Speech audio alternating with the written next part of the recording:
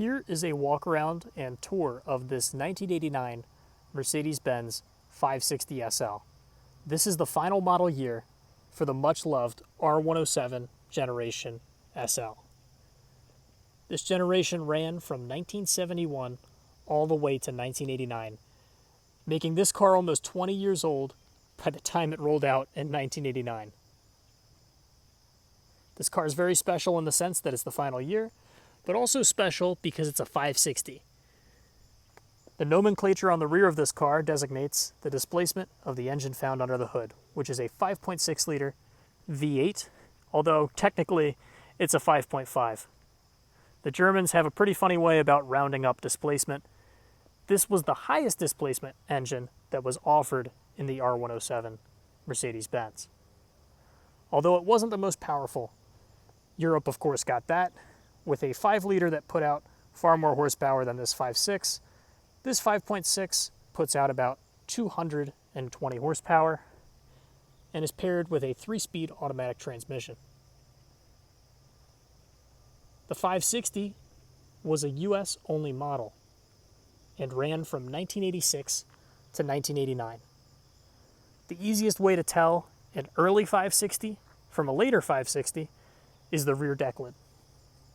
On the rear deck lid of this 89, you'll find a tiny, slim rear deck lid brake light that's close to the Mercedes-Benz star. On the 86 and 87 models, you'll find a chunky block that's right about here in the middle. In 1986, it was mandated that all new cars sold in the United States had to have a third brake light. These cars, being designed in the late 60s, were never intended to have one. So the easy fix was to put a box right smack in the middle, which people did complain initially didn't look right, and that's why on this later 89 car you'll find this slimmer, more attractive third brake light. With this being a US car, you'll also find sealed beam headlights up front, as well as the oversized US impact bumpers. Most people swap these out in favor of the European look. Me, I'm more partial to this, especially with this being a US car.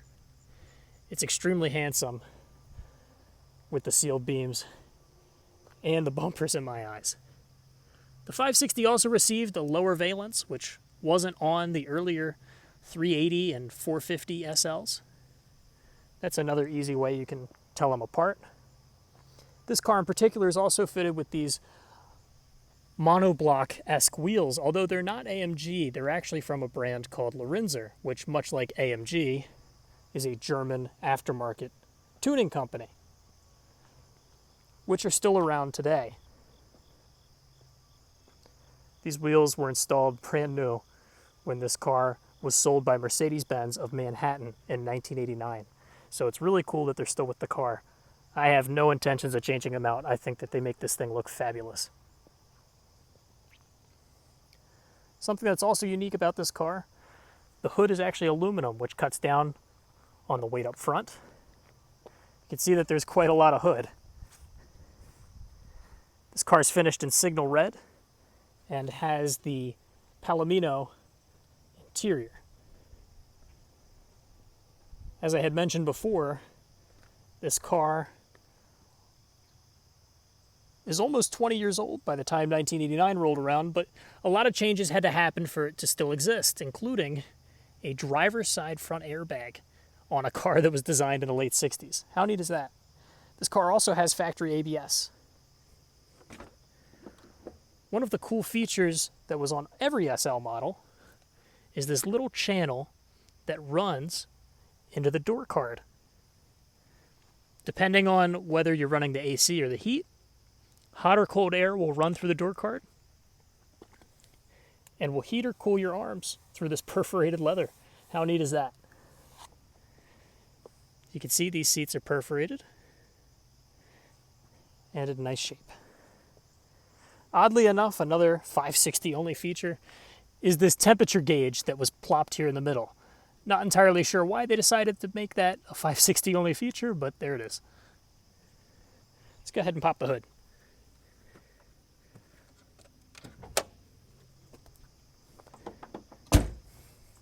Now on these older Mercedes it varies by model, but with the R107 SL, when the hood is in this position, you simply reach into the right side of the top of the star,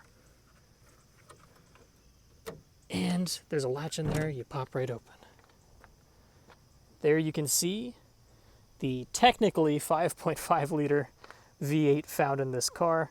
As I had mentioned, it is a 560, but the Germans kind of have a famous way, especially Mercedes-Benz, of taking their displacement and rounding it up. You can see it's tucked in nicely, although there's plenty of room to spare between where the engine starts and the bumper begins.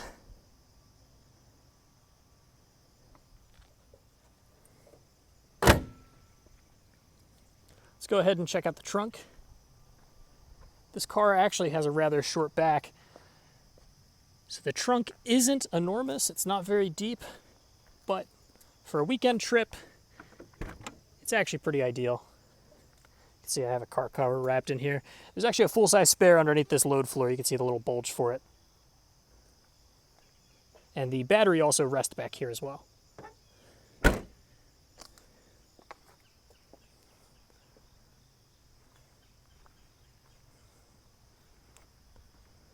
go ahead and hop inside. Grab the key for this car first. It's in my pocket. You can see a simple Mercedes-Benz key wearing a 1989 World Champions for the Detroit Pistons. See, it's currently sitting at 89,566 miles. See, you got power window switch. This is a mirror control, power mirror control for the passenger side. Here you have your famous Mercedes-Benz whack-a-mole climate control. At least that's what I call it. I'll show you how that works, but let me first start it up.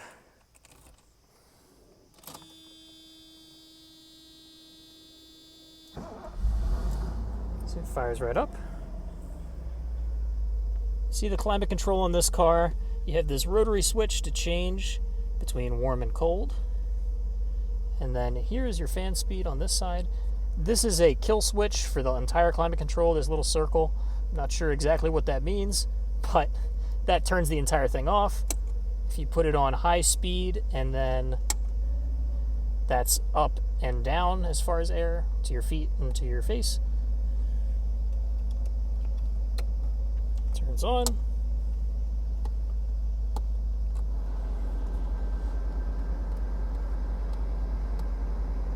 I call this the whack-a-mole climate control because you push one button, the other one pops back in. See, it's got an automatic fan speed as well, which is nice to have. And a recirculating air button that's kind of floating in space. This button here is for the power antenna, which does work on this car. And you can see here, you have your original radio.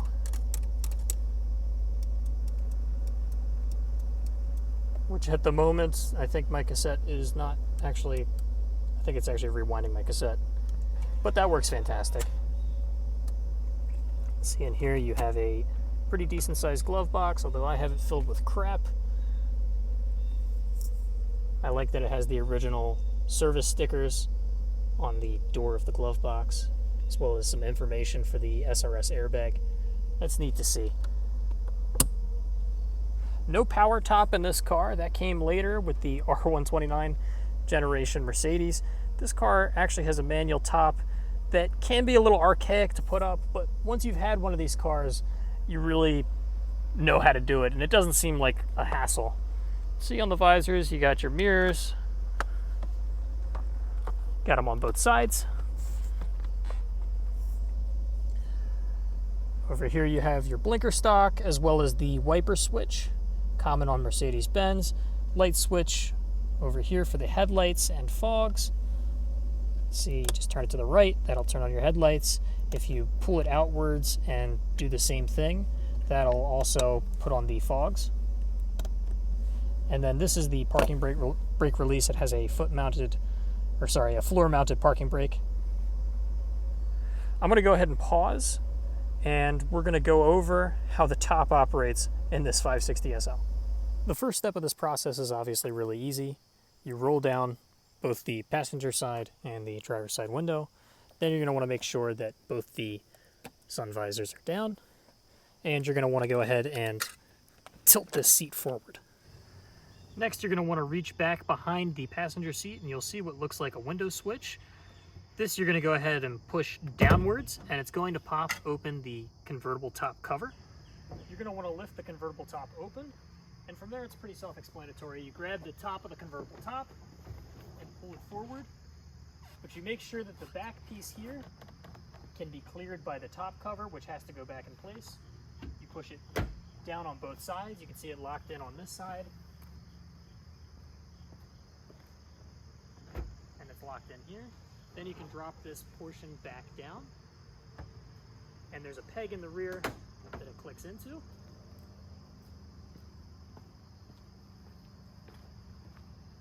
Drop my seat back down,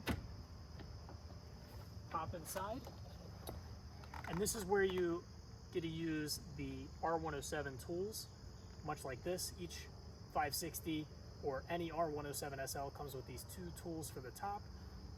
They go in these slots underneath the top of the convertible top and screw them in. So I'm going to grab with both hands the top, pull it down, and secure it into place.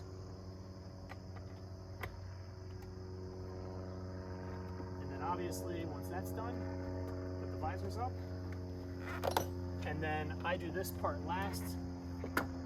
I reach back in to where the top is, and I pull the crank towards me. Alright, so here's the car with the soft top in place. You can see it's this black canvas piece with plastic rear windows. I really like that this quarter window is this weird triangular shape. Surprisingly, inside of the car you can see quite a lot out through these little tiny windows. One easy way to tell if a R107 has an original soft top is to look at the bottom of the quarter window and see if it has the Mercedes star, which this one does. I wanted to mention also that all R107 SLs came with a factory removable hardtop. And this is one of the few convertibles that I can say looks just as good with the hardtop in place as it does with the top down. They also made a factory coupe version of this car called the SLC, although that was only offered in the 450 trim for the US market and was short-lived. Weirdly enough, that car has a longer wheelbase than the SL you see here. The reason the SLC existed was to offer a coupe kind of version of the R107 with actual rear seats that you could use.